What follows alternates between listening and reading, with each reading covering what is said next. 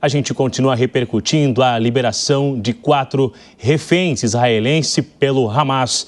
A gente conversa agora com o representante do Exército de Israel, que é o Rafael Rosenchas. Se eu estou falando errado, o senhor pode me corrigir, por favor. Muito obrigado por gentilmente conversar com a Jovem Pan nesse dia tão importante que é a liberação ali de reféns. Mas nós estamos vendo ainda que existe uma lista extensa de nomes ainda que não foram divulgados, que não foram soltos. Alguns também acreditam que não era importante essa suspensão do ataque enquanto esses reféns não sejam liberados. Qual é o clima hoje? Qual é a situação de momento em relação a essa liberação dos reféns? Ótima tarde e seja bem-vindo.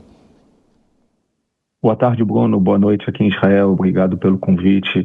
Realmente, nós estamos tratando de um acordo com um grupo terrorista cruel, que é o Hamas, aquele mesmo grupo que há 477 dias atrás invadiu o território israelense, assassinou 1.200 pessoas, deixou mais de 5.000 feridos, sequestrou 251 pessoas para a faixa de Gaza.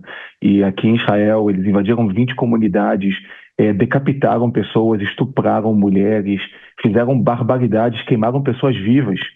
Entre as pessoas que foram sequestradas para a faixa de Gaza, tem pessoas idosas, um deles com 86 anos, sobrevivente do Holocausto, há 80 anos atrás, que continua sequestrado nas mãos dos terroristas do Hamas nos túneis subterrâneos na faixa de Gaza. Tem bebês, os bebês da família Bibas, um deles foi sequestrado com apenas 9 meses de idade, seu irmão com 4 anos de idade, sua mãe, que teria que ser devolvida hoje, junto com seus filhos, em conformidade com o acordo, mas o Hamas, mais uma vez, violando o acordo, não devolveu hoje a Shiri Bibas junto com seus filhos, que deveria ter sido libertada hoje. Então, realmente, muitas incertezas, infelizmente, porque nós estamos falando de um acordo com um grupo terrorista cruel, que nós, infelizmente, não podemos confiar. Você perguntou como está o ânimo aqui em Israel. Eu posso dizer que, enquanto aqui em Israel, lágrimas saem dos olhos de todo o povo de Israel, com emoções de poder ver de volta para suas casas pessoas que foram sequestradas, parte deles foram tirados de suas camas, parte deles foram tirados de uma festa.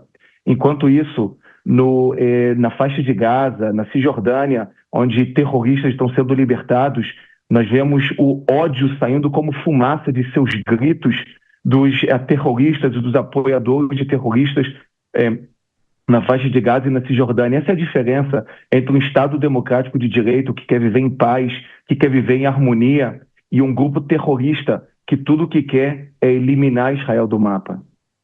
Rafael, a gente também acompanhou algumas imagens, na verdade, com as barracas que estavam sendo instaladas, que entraram no acordo também, inclusive nos últimos dias, para acomodar algumas pessoas que ficaram sem a sua residência, sem um local que era a sua casa. Alguns estão retornando para as suas cidades após a suspensão do ataque. De que forma que a vida está retornando à normalidade nesses últimos dias e como que essas acomodações estão acontecendo? O Hamas é um mal não somente para Israel, o Hamas é um mal para o povo palestino. Inclusive, dos 200 terroristas que foram libertados hoje, nós podemos falar que 16 terroristas não aceitaram voltar para a faixa de Gaza, porque eles sabem que se não são pertencentes ao grupo Hamas, são pertencentes a outros grupos terroristas, eles sabem qual será o futuro deles na faixa de Gaza. Então eles não aceitaram ser libertados para a faixa de Gaza, porque o Hamas é um mal para o povo palestino. Antes do 7 de outubro, no 6 de outubro de 2023, entravam no território israelense todos os dias 18.500 palestinos da faixa de Gaza para trabalhar em Israel. Todos os anos, 7.500 palestinos entravam em Israel para receber tratamentos médicos. E o Hamas sabia que depois de um ataque terrorista tão cruel, nenhum palestino entraria em Israel para trabalhar, para receber tratamentos médicos.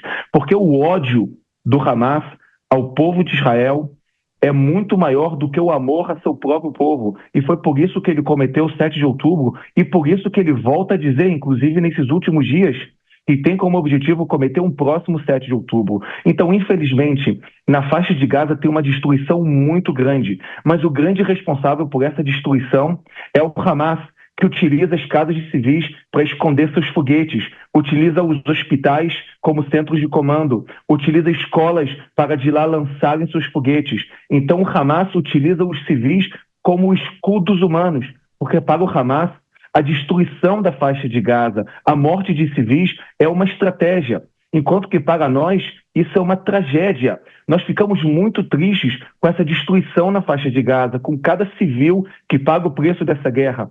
Mas isso faz parte da estratégia do Hamas, para que a morte de civis, para que a destruição da faixa de Gaza seja utilizado como uma pressão para que essa guerra acabe enquanto o Hamas continue no poder e possa voltar a cumprir o seu objetivo de fazer mais um 7 de outubro. Mas o exército de Israel está determinado para que o Hamas não continue a ser uma ameaça ao Estado de Israel e para que todos os reféns, e eu volto a afirmar, todos os reféns, tem mais 90 reféns na faixa de Gaza, nós vamos continuar até que todos os reféns voltem para suas casas. Os que foram assassinados pelo Hamas vão voltar para serem enterrados com respeito no território israelense e aqueles que estão vivos vão voltar para suas famílias. Rafael, ainda sobre Hamas, a gente acompanhou uma imagem agora há pouco, eu usava numa outra entrevista com um especialista em relações internacionais, que o Hamas estava liberando essas reféns ali, né? Teve essa situação e a gente vê que os homens estão armados, esse armamento, roupa de militar, de alguma forma isso intimida o exército de Israel? Bruno, de forma alguma, Bruno, não está claro para todos que isso é um teatro. Onde estavam os terroristas do Hamas com esses uniformes nos últimos 477 dias? Vocês não conseguem perceber que os uniformes dos terroristas do Hamas estão tão limpos como foram tirados dos sacos ontem?